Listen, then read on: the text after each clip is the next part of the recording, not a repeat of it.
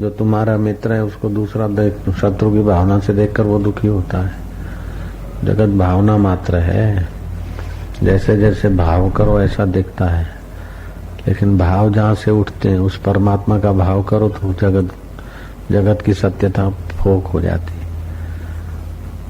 जैसी जैसी जिस समय भावना होती है, जैसा जैसा दृष्टि होती है, विचार वृत्ति होती है, ऐसा ऐसा जगत दिखता है।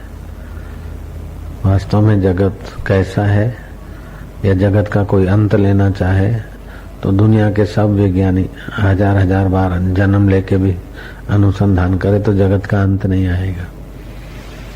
ये प्रकृति का अंत नहीं है, प्रकृति अनंत का हिस्सा है। अनंत को जानो तो प्रकृति ही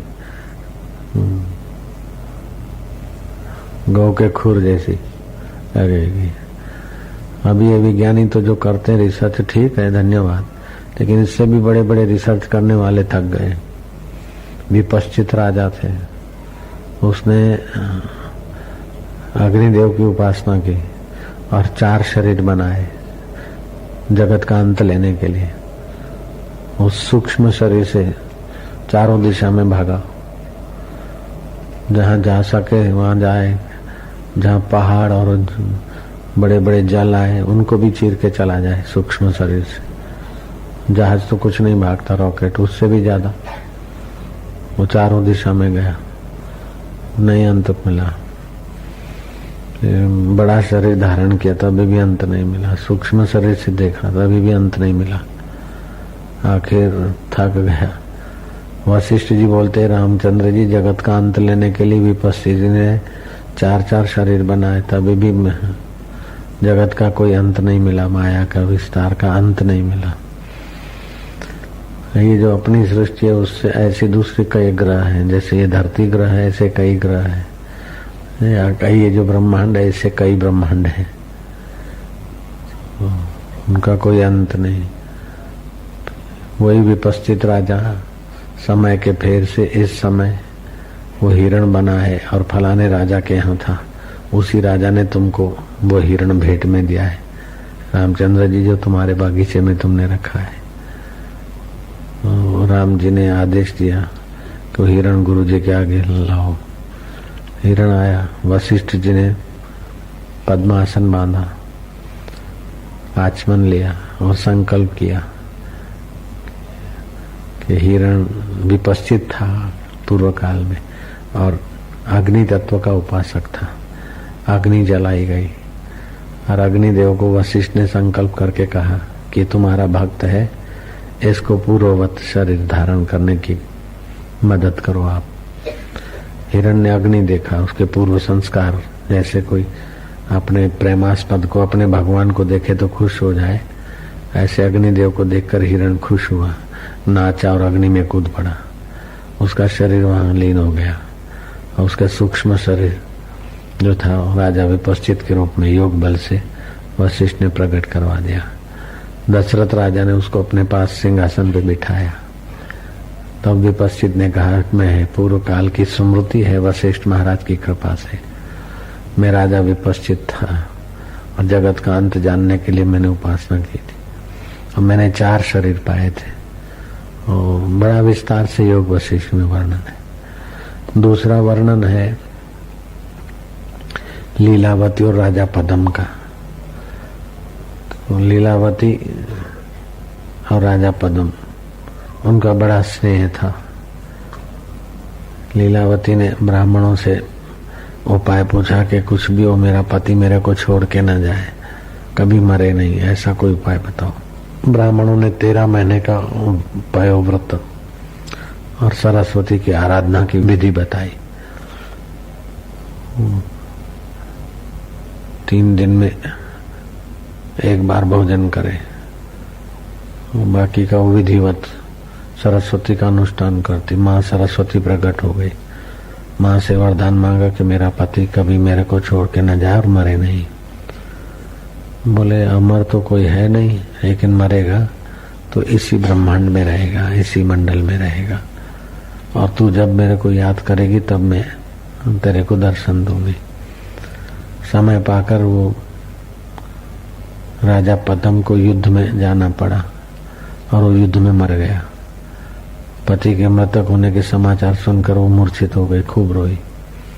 उसका शव मंगवा के रखा, ढका, विलाप करने लगी। दासियां उसको समझाती लेकिन मूर्छित हो जाती।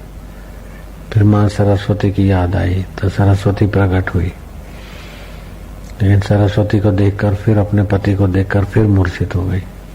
फिर सरस्वती प्रकट होकर उसको सांत्वना बंधाई, बोले चल तेरे पति को मैं तेरे से मिला देती हूँ, मेरे पीछे पीछे आ। सरस्वती ने योग बल से लीलावती का सूक्ष्म शरीर ले लिया। बोले तेरा पति इसी ब्रह्मांड में है, चल मैं तेरे को दिखा दी। तो आकाश मार्ग में ऊपर चंद्रलोक से ऊपर कहीं पहुंचे, दिखाया कि पद्म राजा तो वहां भी राजा बना बैठा है, सारे मंत्री टहलवे। लीलावती बोलती कि माँ ये मैं क्या देख रही हूँ। बोले वो युद्ध में मर तो गए लेकिन उनको राज्य की वासना थी और मंत्रियों का उनके प्रति स्नेह था, तो मर तो गए हैं फिर भी अपनी वासना के अनुसार ये वहां यहाँ भी ऐसे ही देख रहे हैं। जैसे आदमी की जैसी वासना होती है स्वप्न में अपने को ऐसा देखता है, मित्र के वहां देख लेता है। गंगा जी में जाने की वासना है तो गंगा में अपने को देख लेता है। दुकान चलाने की वासना है तो दुकान पे स्वप्न में अपने को देखता है। ऐसे ही मरने के वक्त इनकी वासना थी तो अपने को भी राजा के रूप में ये देख रहे हैं। आप चल आगे चलते हैं तो इस ब्रह्मांड को लांघते लांघते लांघते जहाँ इस चांद सितारा की कम नहीं, जहाँ ये सूरज भी नहीं है अपना, उससे भी आगे गए, दूसरी सृष्टि में प्रवेश किया। तो लीलावती क्या देखती है कि अरे बच्चे रो रहे, ये तो मेरे बेटे हैं और ये वृक्ष भी मैंने लगाया, अरे बच्चे रो रहे हैं। तो सरस्वती ने कहा अपन तो इनको देखते, ये अपने को नहीं देखते, बताइए तेरे को क्या लगता है। बोले ये तो मेरे बेटे हैं और ये मेरा घर है। बोले पूर्व काल में तू अरुंधति थी और तेरा पति वशिष्ठ ब्राह्मण था। राम का गुरु वशिष्ठ अलग, ये दूसरे अलग। तो वशिष्ठ ब्राह्मण और तू अरुंधति थी, तुम तप कर रहे थे, राजा की सवारी निकली, तुम दोनों के मन में हुआ कि हम भी ऐसा राज्य सुख भोगे। समय पाकर तुम मरे और मृत्यु लोक में तुम राजा हुए, वहां 60,000 वर्ष तुमने राज्य सुख भोगा और तुम्हारा पति मरा। अभी फिर उसकी वासना है राजा पद्म होने की, तो आकाश मंडल में अपना कल्पित राज्य कर रहा है। लेकिन यहाँ वशिष्ठ ब्राह्मण और उनके ये बेटे और तुम्हारे, यहाँ तो अभी पातक दूर नहीं हुआ, यहाँ तो 12वां नहीं हुआ और वहां तुम्हारे मनुष्य लोक में इतने साल बीत गए। ये वो सृष्टि है। तो लीलावती तो बोलती थी ये तो मेरा घर है, ये पेड़ मैंने लगाया है, ये बच्चे मेरे हैं। माँ मैं इनको देखती हूँ, ये क्यों नहीं देखते। बोले मेरी कृपा से तेरे को सूक्ष्म दृष्टि मिली है और उनको स्थूल दृष्टि है। तो ऐसे ब्रह्मांड भी है, ऐसी सृष्टियां भी है कि हमारी आयुष्य उनके 1 महीने के बराबर भी हमारी आयुष्य नहीं है, 1 साल के बराबर भी नहीं, या 1 महीने के बराबर भी नहीं। ऐसी भी सृष्टियां हैं कि उनके 1 घड़ी के बराबर भी हमारी आयुष्य नहीं है। जैसे आपकी 1 घड़ी, बैक्टीरिया तो उतनी 1 घड़ी में भी नहीं रहते, बैक्टीरियाओं के आगे आपकी आयुष्य लंबी है, बैक्टीरिया की कुछ नहीं। लेकिन ब्रह्मा जी के आगे अपनी आयुष्य बैक्टीरिया जितनी भी नहीं है। उसमें जैसा जैसा आप मान लेते हैं, ये करना है, वो करना है, ये भरना है, इज्जत का सवाल है, फलाना है, ढींगना है, बस उसी में मारे जा रहे हैं, कल्पना में। ये कल्पनाएं जहाँ से उठती है, उस आत्मदेव को देखें तो सारे दुखों का सदा के लिए अंत आ जाए, सारे अज्ञान की निवृत्ति हो जाए। सार का सार ये है कि अपने आत्म स्वरूप को जाने, देह को मैं माने, संसार को सच्चा माने तो ज्ञान नहीं होगा।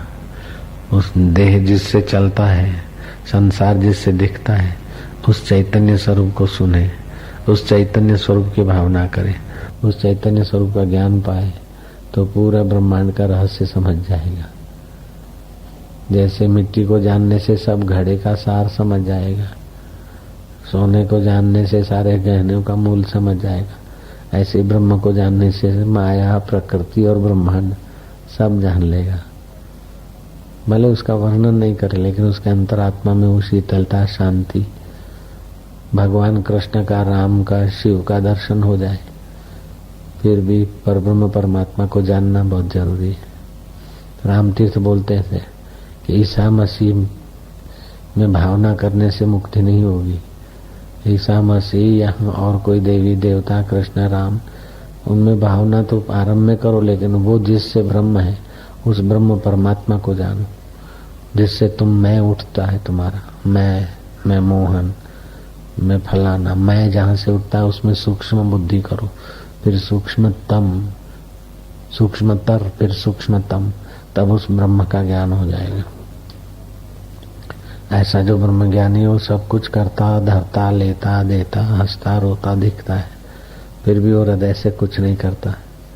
उसको अपना पूर्णता का बोध है। जैसे बाप बेटे के आगे घोड़ा बन जाता है, तो क्या सचमुच घोड़ा थोड़े अपने को मानता है?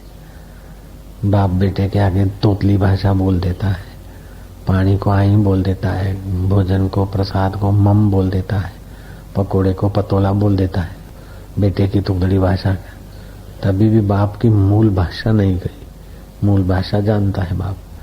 ऐसे ही ज्ञानी अपने मूल अनुभव को जानता है, संसारियों के साथ बातचीत में, संसारी व्यवहार में जीता है, लेकिन उसका परम पद अंतरात्मा में ज्यों का त्यों अनुभव होता है। जैसे प्रोफेसर अपने परिवार में, लंबे चौड़े परिवार में एक ही आदमी एमए हो गया, प्रोफेसर हो गया, अपने देहातियों के बीच बैठता उठता है तो देहाती ढंग से, फिर भी उसका प्रोफेसर पना नहीं गया।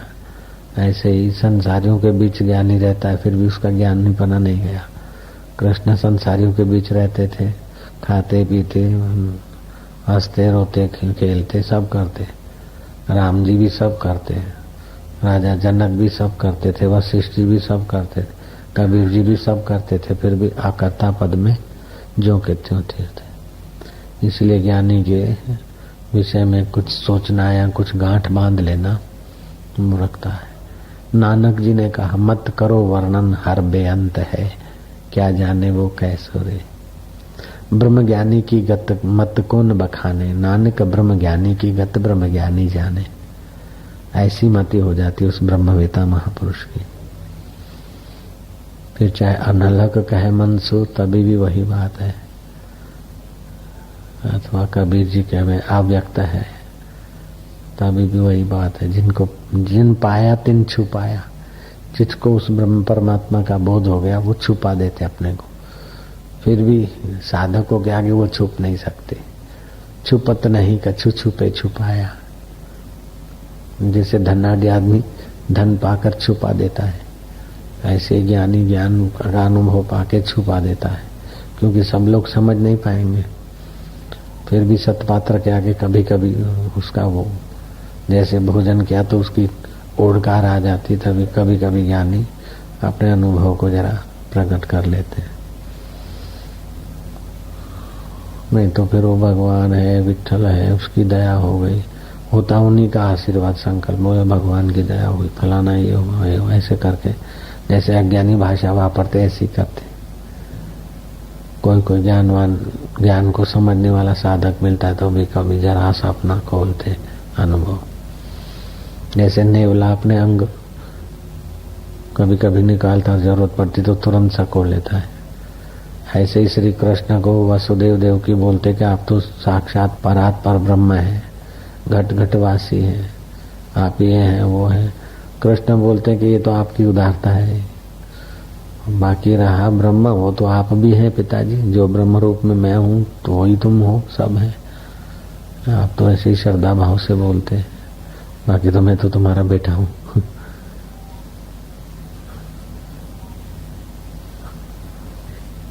तो ज्ञानी पिता का रोल भी अदा करते। पुत्र पिता के आगे पुत्र बन जाते, माँ के आगे बेटा बन जाते, पत्नी के आगे पति बनते हुए दिखते, शिष्यों के आगे गुरु बनते हुए दिखते। लेकिन वास्तव में ज्ञानी तो ऐसे होते हैं कि तमाम गुरु, तमाम भगवान, तमाम पिता, तमाम माता, तमाम नक्षत्र, तमाम सूर्य, तमाम आकाश गंगाएं और तमाम प्रकृति सब ज्ञानी के पेट में होता है। वो ज्ञानी का पेट तुमको 2 हाथ पैर वाला ज्ञानी मानोगे तो उस पेट में नहीं, जो ज्ञानी है उसमें वो ज्ञानी का शरीर भी है। वो अनंत ब्रह्मांडों में फैला होता है, पूरा ब्रह्मांड उसके अंतर्गत होता है। कई नक्षत्र ग्रह भी उसके अंदर होता है। सरस्वती देवी पार्वती सब उसके अंतर्गत होते। ब्रह्मा विष्णु महेश का पद भी उसके अंतर्गत होता है। ब्रह्मा विष्णु महेश का लोक भी ज्ञानी के अंतर्गत होता है। आकाश को वो ढांपा हुआ है, ऐसा वो ब्रह्मवेत्ता होता है। आकाश तो सबको ढांपा हुआ है, लेकिन ब्रह्म परमात्मा आकाश को भी ढांपा हुआ है, ऐसा ज्ञानियों का अनुभव होता है। एक बार अनुभव करेगा तो सारे रहस्य खुल जाएंगे। ज्ञानी को फिर कुछ विशेष पाना, भगवान को पाना, मुक्ति को पाना, ये कुछ नहीं रहता। जैसी जगत में भावना करता है ऐसा जगत दिखता है। दुख की भावना करता है, इंद्रिय विषय विकारों में फंसता है, दुखाकार वृत्ति पैदा होती तो अपने को दुखी मानता है, सुखाकार वृत्ति भाव पैदा होता है तो अपने को सुखी मानता है। इसलिए कभी कुछ भाव, कभी कुछ भाव, तो कभी दुखी तो कभी सुखी, कभी धर्म के भाव तो धर्मात्मा और अधर्म के भाव तो दुरात्मा। धर्म और अधर्म की व्यवस्था ऐसी हुई है, जो आत्मा के तरफ ले जाए जो कर्म वो धर्म है, और आत्मा से विमुख कर दे वे कर्म अधर्म है। तो अधर्म आसक्ति बढ़ाता है और धर्म आसक्ति मिटाता है। अधर्म देह में अहम बुद्धि लाता है, धर्म आत्मा में अहम प्रत्यय लाता है। धर्म से इंद्रियों पर विजय होती है, अधर्म से इंद्रियों की पराधीनता होती है। जहाँ पराधीनता है वहाँ दुख होगा, अभी नहीं तो बाद में, और जहाँ विजय है वो सुख होगा, अभी नहीं तो बाद में। सारे शास्त्रों का मूल ये है। विषय विकारों में से इंद्रियों पर नियंत्रण करना ये धर्म का रास्ता है, उनके बाहों में बह जाना ये धर्म है। ईश्वर की तरफ बढ़ना धर्म है। गौरांग ने तो अपने शिष्यों को बताया कि धरती के सारे वृक्ष हैं उसका आधार, जैसे सब वृक्षों का आधार धरती है, धरती का आधार जल है, जल का आधार तेज है, तेज का आधार वायु है, वायु का आधार आकाश है, आकाश का आधार महतत्व है, महतत्व का आधार प्रकृति है, और प्रकृति का आधार परमात्मा है। जैसे लील, पानी के ऊपर लील होती ना, तो लील का आधार जल है और लील के अंदर भी जल है। ऐसे प्रकृति का आधार परमात्मा है, प्रकृति के अंदर भी परमात्मा है। लील के अंदर छोटे छोटे जंतु होते हैं। लील पानी के आधार से बनी, पानी पानी को ही ढक रही, और उसके अंदर छोटे छोटे बैक्टीरिया भी बहुत होते हैं। बैक्टीरियाओं के अंदर भी पानी है, तो पानी से लील बनी, पानी के अंदर लील है, पानी को ढक रही है, उसमें जीवाणु है, बैक्टीरिया है, बैक्टीरिया के अंदर भी जल तत्व है। ऐसे ही ब्रह्म से प्रकृति बनी, और प्रकृति से जीव बने, और जीवों के अंदर भी वही ब्रह्म है। जैसे बैक्टीरियाओं के अंदर पानी, ऐसे ही ब्रह्म प्राणी मात्र के अंदर है। तो जो अपने को ज्ञानी मानता है और जगत को भी सच्चा मानता है, उसको ज्ञान नहीं हुआ। अपने को ज्ञानी मानता और जगत को पृथक मानता है, उसको भी ज्ञान नहीं हुआ। जब आत्मज्ञान होगा तो जगत ब्रह्म रूप हो जाएगा। जैसे शक्कर के खिलौने, कोई हाथी है, कोई राजा है, कोई राजा बैठा है टोपा पहन के, रेलगाड़ी में राजा बैठा है शक्कर के खिलौने में। रेलगाड़ी में राजा बैठा, उसको थप्पड़ मार के है, उसकी मूंछ तोड़ के मुंह में डालो तो स्वाद खांड का आएगा, और रेलगाड़ी का पहिया तोड़ के मुंह में डालो तो खांड का स्वाद आएगा। राजा साहब की पगड़ी या टोपा को बचका भरोगे तो स्वाद खांड का आएगा। गधा घोड़ा कुत्ता बिला बना शक्कर का मुंह में डालो स्वाद आएगा शक्कर का। ऐसे ही सारा ब्रह्म से बना है, ब्रह्म में है। लेकिन आत्मज्ञान की दृष्टि हो तब, जैसे शक्कर के खिलौने शक्कर है, ऐसे ब्रह्म में जो जगत है वो ब्रह्म रूप है। ऐसा भावना करे और ऐसा ज्ञान पाए तो बस सर्वोपरि अवस्था पहुंच लेगा। जैसे तैसे नहीं मिलती है, सदियों के संस्कार मिटाने पड़ते हैं। हाँ, ऊंचे में ऊंची पदवी है। ऐसी पदवी पा लिया तो इंद्र तुम्हारे आगे, इंद्र की पदवी भी कुछ नहीं है। देवताओं की पदवी, इंद्र की पदवी भी कुछ नहीं है। वो ज्ञान मार्ग है, आत्मज्ञान। पहले तो कई रातियां कई दिन ऐसे बीतते थे इसी मस्ती में। अब तो प्रवृत्ति हो गई, तो मैं क्या थोड़ी निवृत्ति भी लो। अब निवृत्ति लेंगे, प्रोग्राम ज्यादा नहीं लेंगे। आके बैठ जाते तो फिर प्रोग्राम, तो प्रवृत्ति में भी निवृत्ति हो जाती है। निवृत्ति में प्रवृत्ति, प्रवृत्ति में निवृत्ति देखता है ज्ञानी। कर्म में अकर्म को देखता है, अकर्म में कर्म को देखता है। जैसे कोई आदमी है, कुछ भी नहीं करता, बाहर से अकर्म है, फिर भी उसका मन कर्म करता रहता है, तो अकर्म में कर्म है। और ज्ञानी शरीर से, मन से सब करता रहता है, लेकिन आत्मा में देखता है कि कोई कर्तापन नहीं है, तो कर्म में भी अकर्म देख रहा है, और अज्ञानी अकर्म में भी कर्म को देख रहा है। ज्ञानी सब कुछ करते हुए भी कुछ नहीं करता, और अज्ञानी कुछ भी नहीं करे, चुप बैठे तब भी मन से कुछ का कुछ करता रहता है। इसीलिए ब्रह्म सुख पाना चाहिए, ब्रह्म ज्ञान पाना चाहिए, ब्रह्म की भावना करनी चाहिए। ब्रह्म ज्ञान सुनने को ही नहीं मिलता है, और सुने तो साधारण आदमी को तो समझ में भी नहीं आता और रुचि भी नहीं होती। जब बहुत पुण्य होता है और कोई खास सतगुरु की कृपा होती है, तभी ब्रह्म ज्ञान में रुचि होती है, और उसी को फिर मनन करे। अभी जो सुना है ना, तो एकांत में चला जाए, जितनी देर सुना उससे 10 गुनी देर उसी में बैठे, उससे 100 गुनी देर उसी विचार में रोज रहे, तब ब्रह्म ज्ञान टिकता है। जितना सुना उससे 10 गुना मनन करे, और जितना मनन किया उससे 10 गुना नित्याध्यासन करे, तभी साक्षात्कार होता। इसीलिए अकेलापन चाहिए, एकांत चाहिए, अथवा तो गुरु सानिध्य मिल जाए तो बस, या तो सतत गुरुओं का वही ज्ञान की चर्चा और सानिध्य, या तो फिर जो सुना है उसी में लगा रहे, चलते फिरते उठते बैठते उसी विचार में लगा रहे। ज्ञान सुनते हैं फिर विचार दूसरे करते, फालतू विचार करते, इसीलिए ज्ञान टिकता नहीं। ज्ञान के लिए आदर नहीं ना, मुक्त होने के लिए तत्परता नहीं, इसीलिए ज्ञान नहीं होता। संयम भी चाहिए और तत्परता भी चाहिए। ये ज्ञान पाने के लिए मनुष्य जन्म मिला है। अगर मनुष्य जन्म में ये ज्ञान नहीं पाया तो सारी मजूरी व्यर्थ है। जन्मना, खाना पीना, जिसको खिलाया पिला वो शरीर तो जला देना है, तो क्या मिलेगा? 2 मकान है तो क्या है, 10 मकान है तो क्या है, बढ़िया पलंग है तो क्या है, साधारण फुटपाथ पे सोया तो क्या, अंत में तो जलाना है शरीर को।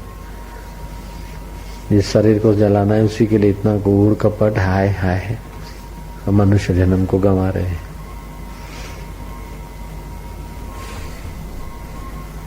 बहुत ऊंची बात है ये तो सुनना भी आश्चर्य। श्रोता कुशलोश्च वक्ता, इस ब्रह्म ज्ञान को सुनने वाला श्रोता भी आश्चर्यकारक है, वक्ता भी महाकुशल। यमराज वक्ता हुए और नचिकेता श्रोता बने। यमराज बोलते राज्य मांग ले, बोले राज्य भोगूंगा तो अंत में तो छोड़ना पड़ेगा, छोटा राज्य होगा तो दूसरे राजा दबाएंगे, दुखी होऊंगा। बोले बड़ा राज देंगे, दूसरा राजा तुमको नहीं दबाए। बोले बड़ा राज्य मिल गया तो फिर क्या, रानियों का स्वभाव अच्छा नहीं होगा तभी भी दुख होगा। बोले रानियां भी अच्छी मिलेगी। बोले बेटा नहीं होगा तभी भी दुख होगा। बोले बेटा भी होगा। बोले बेटे होंगे और बेटे बदमाश हो गए तभी भी दुख होगा। बोले बेटे भी अच्छे होंगे, चलो ऐसा वरदान देता हूँ। बोले अच्छे बेटे हुए लेकिन उनको अच्छी बहुएं नहीं मिली तभी भी दुख होगा। बोले बहुएं भी अच्छी मिलेगी, चलो। बोले तो मैं बीमार हो जाऊंगा तब भी दुख होगा। बोले तुम भी निरोग रहोगे, ऐसा वरदान ले लो। बोले मैं निरोग रहूंगा, बेटे बेटियां बहुएं सब अच्छी रहेगी। और फिर एकाएक मर गया तो फिर वो भटकना पड़ेगा। बोले एकाएक नहीं मरोगे, 100 साल तुम राज्य भोगोगे। बोले 10-5 साल कुर्सी मिलती है, यहाँ कोई चीज मिलती है तो छूटती है तो परेशानी होती है, तो 100 साल जो राज्य भोगूंगा फिर मरूंगा तो कितनी परेशानी होगी, कितनी आसक्ति मिलेगी। 6-12 महीने वाला मित्र टूटता है तब भी दुख होता है, 6-12 महीने वाली कोई पोस्ट मिलती और छूट जाती तभी दुख होता है, तो जब 100 साल भोगूंगा तभी भी छूटेगी, तो फिर तो दुख भोगना पड़ेगा। इसलिए हमको तो ब्रह्म ज्ञान तो होता कि एक बार पाले तो फिर कभी दुख होगा ही नहीं। तो बोले ये तो आश्चर्यकारक है ब्रह्म ज्ञान, इसको मत पूछो और कुछ पूछ लो। बोले आश्चर्यकारक है, आप जैसे वक्ता है और मेरे जैसा श्रोता, इतना तुम दे रहे सबको मैं तुच्छ मानता हूँ, तो मेरे जैसा श्रोता और आप जैसा महापुरुष मिले तो ब्रह्म ज्ञान ही तो मिले, और क्या चाहिए। तो यमराज प्रसन्न हुए और नचिकेता को ब्रह्म ज्ञान दिया।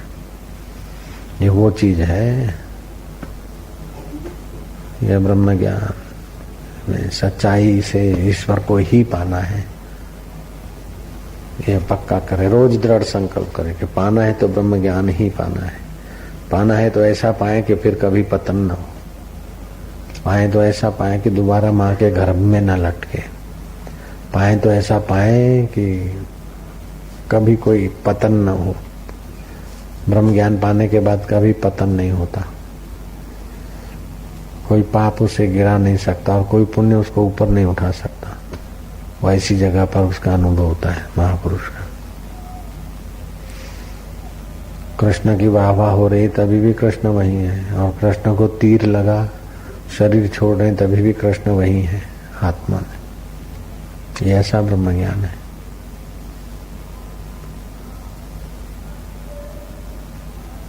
रोता चीखता हुआ आदमी शरीर हाय हाय करके शरीर छोड़ता है ज्ञानी, तभी भी अंदर में उसको वही शांति है। और ये कठिन भी नहीं है, केवल इसकी प्यास जग जाए। अपने घर की चीज है, दूसरा जो कुछ मिलेगा सब छूट जाएगा, चाहे नौकरी मिली, प्रमोशन मिला, ये मिला, वो मिला, सब छोड़ के ही मरना पड़ेगा। कितना भी पैसा मिल जाए, कितना भी कुछ मिल जाए, जैसे बच्चा है ना, लॉलीपॉप चॉकलेट ये चीजें भाग अपने को भाग्यशाली मान लेता है, कोई नूर को छोड़ देगा, हीरे मोती को छोड़ देगा। ऐसे ही आजकल के मनुष्य बेचारे आत्म हीरे को छोड़ देते हो, संसार की थोड़ी थोड़ी बातों में अपना जीवन बलि कर देते हैं, बलिदान देते हैं सारी जिंदगी का, बुद्धि का।